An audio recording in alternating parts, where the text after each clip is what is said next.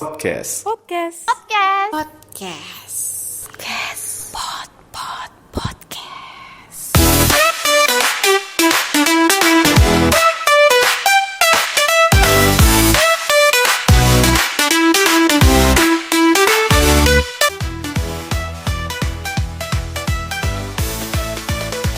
Semakin maraknya kasus penyakit tidak menular pada usia produktif, remaja bahkan anak-anak saat ini sangat meresahkan.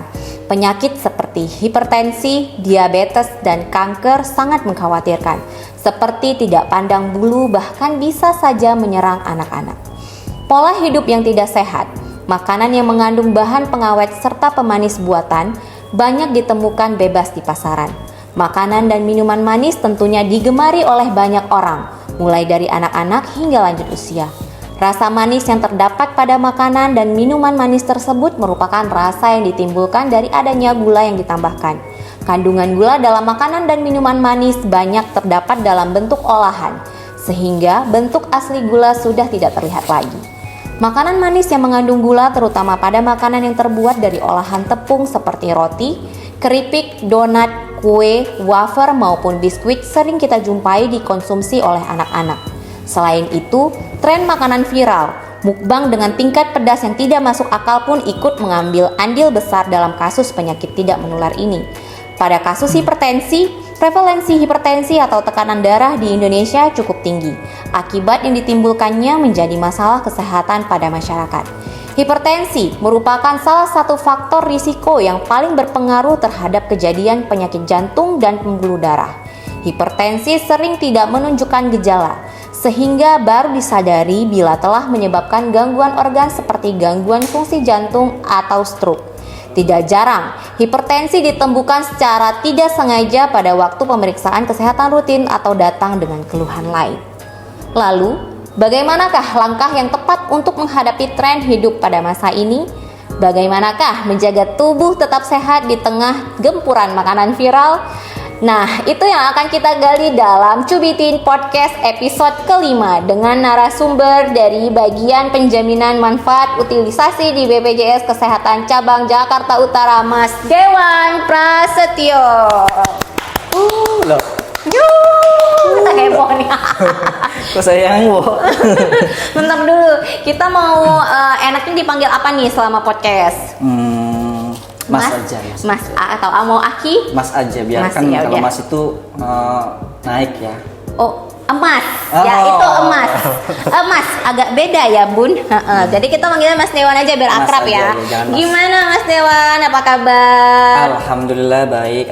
Kalau pre-workers biasanya alhamdulillah sehat, semangat, bahagia. Oh iya, luar biasa. Ini makasih banyak loh Mas udah meluangkan waktu yang super sibuknya ini buat kita semua ya, Cubiters ya. Buat Jupiters nggak, pokoknya harus diluangkan waktunya. Oh, Masya Karena kan Allah. biar FYP nanti. Oh gitu, biar FYP karena Mas FYP. Dewan gitu ya. Ya ampun Mas, kalau misalnya di YouTube itu namanya bukan FYP, trending. Oh, trending. Iya, Oke, kita oke, harus oke. trending gitu ya. Siap, Semoga siap, sampai siap. jutaan viewersnya ya, amin. Amin.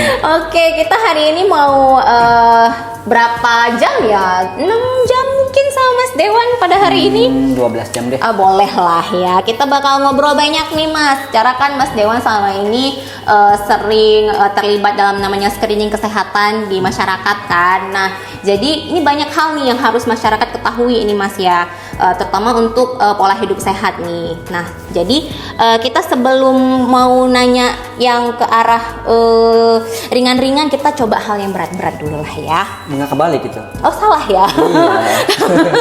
polanya kebalik ya. Nggak apa-apa deh, jadi biar tambah pengetahuan nih Cubitersnya ya Mas ya. Oh iya, tadi kan kita di awal ngobrol masalah penyakit tidak menular nih ya Mas ya. Jadi bisa nggak dijelasin definisi dari penyakit menular itu, penyakit tidak menular itu apa? Terus apa saja sih yang termasuk di dalam kategori penyakit tidak menular? Oke. Siap. Boleh saya langsung jelasin aja ya? Boleh, Oke. silakan. Jadi Tafadhol. kalau penyakit tidak menular itu yang bukan disebabkan penularan melalui faktor virus, kemudian bakteri, namun lebih banyak disebabkan oleh perilaku dan gaya hidup. Oke. Jadi untuk definisinya singkat, padat dan jelas. Oke. Jadi tidak disebabkan oleh bakteri dan virus intinya itu. Terus yang termasuk di dalam penyakit tidak menular itu apa aja Mas? Tadi kan memang sih ada sempat aku sebutin nih, cuman mungkin ada lagi gitu loh Mas, selain penyakit tadi kan tadi aku sebutin kanker, diabetes, hipertensi, terus apa lagi Mas kira-kira yang dipengaruhi oleh pola hidup tidak sehat ini? Biasanya sih untuk menyerang pada anak-anak itu bisa seperti obesitas, kemudian kalau diabetes juga termasuk karena memang termasuk dalam 10 kategori penyakit yang terbesar ya di Indonesia gitu dan juga di Jakarta. Kemudian bisa juga seperti penyakit gagal ginjal, kemudian serta kayak kelainan darah atau thalassemia gitu. Nah, itu termasuk penyakit-penyakit yang tidak menular gitu. Dan masih banyak lagi sih. Terus gini Mas, ini kan sekarang lagi booming banget masalah penyakit yang seharusnya banyak kita temui di 40 tahun ke atas. Tapi kan sudah ada muncul di kalangan anak-anak ini Mas. Apakah di Jakarta Utara itu ditemukan kasus demikian? Mungkin selama melakukan pengecekan screening itu ditemukan gitu Mas pada anak-anak atau gimana di wilayah Jakarta Utara nih? Iya, kalau di wilayah Jakarta Utara itu termasuk ada 3 penyakit ya yang paling yang menyerang pada anak-anak, khususnya pada anak-anak masih di atas 5 tahun atau anak dan menuju ke usia remaja gitu. Biasanya di anak-anak SD ataupun SMP dan SMA gitu. Penyakit-penyakit tersebut biasanya seperti obesitas, kemudian diabetes serta gagal ginjal. Biasanya kita dari tim promotif preventif dari Jakarta Utara melakukan screening kesehatan melalui kegiatan pengisian screening melalui web, melalui mobil JKN ataupun di aplikasi di puskesmas gitu untuk mengetahui penyakit-penyakit tersebut gitu. Misalnya ada yang terindikasi dia berisiko obesitas atau diabetes, obesitas dan diabetes ya itu langsung kita melakukan tindakan screening kesehatan atau screening pemeriksaan gula darah gitu. Nah selama ini misalnya sudah ketahuan ya Mas, kalau misalnya anak itu mengalami yang namanya obesitas nih, itu apakah dari keluarga ada tindak lanjut atau gimana biasanya? Ya.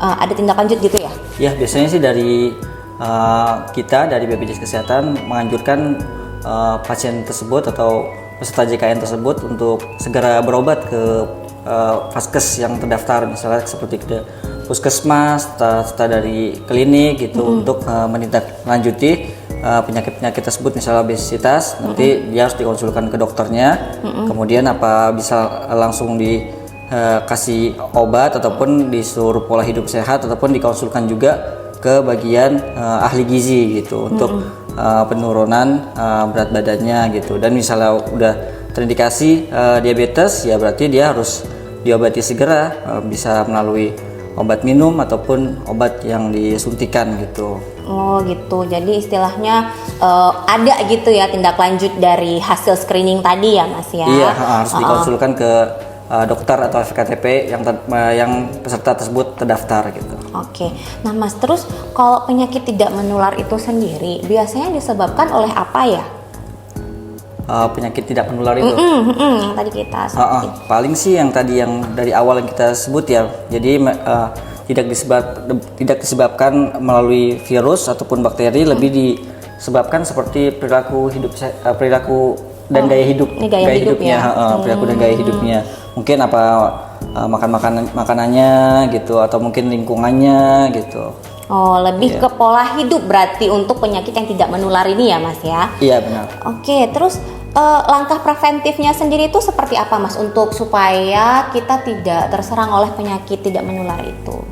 Oh baik, untuk langkah preventifnya seperti makan makanan yang bergizi ya, seperti mengkonsumsi sayuran, kemudian buah-buahan, mengkonsumsi garam cukup atau mengkonsumsi gula cukup.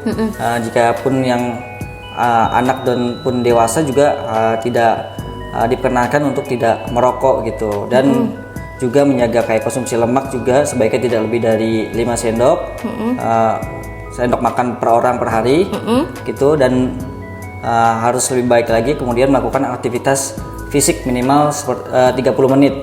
30 menit? Dan setiap hari? Ya, setiap hari, dan tidak boleh mengkonsumsi alkohol gitu, dan harus mengendalikan stres gitu. Jadi dia harus bahagia, ibaratnya nggak boleh stres. Gitu. Dengar tuh Cubiter, 1 harus bahagia lu, jangan sedih, ya kan? Kalau sedih lu kena penyakit tidak menular lu, gimana coba tuh? Nah terus Mas, kita balik lagi nih. Faktor lain lagi, Apa itu? boleh aku sebutin. Jadi kemudian ada lingkungan yang sehat juga berpengaruh, seperti kayak bebas polusi udara. Ya mungkin kalau misalnya sekarang kan cuaca masih bagus nih, sering hujan atau angin gitu ya. Jadi kan ibaratnya polusi juga ya lumayan gitulah, nggak terlalu pekat gitu. Tapi kan ketika udah musim panas gitu, dan itu ibaratnya harus bebas dari polusi udara ya. Kalaupun nggak bisa bebas ya kita harus tetap kayak menggunakan masker gitu. Dan apa namanya di fasilitas seperti fasilitas umum gitu, pas lagi tempat bermain atau tempat olahraga ya tetap menjaga atau kelingkungan yang benar-benar baik gitu untuk pernapasan juga gitu. Berarti ini ya kalau misalnya lagi kemarau nih, ceritanya kan nggak hujan nih Mas, berarti kita tetap harus meningkatkan prokes ya. Tetap meningkatkan prokes, kemudian kita juga harus pintar-pintar memilih lingkungan ataupun lokasi untuk beraktivitas gitu. Oke, berarti itu sangat dipengaruhi oleh lingkungan juga ya Mas ya untuk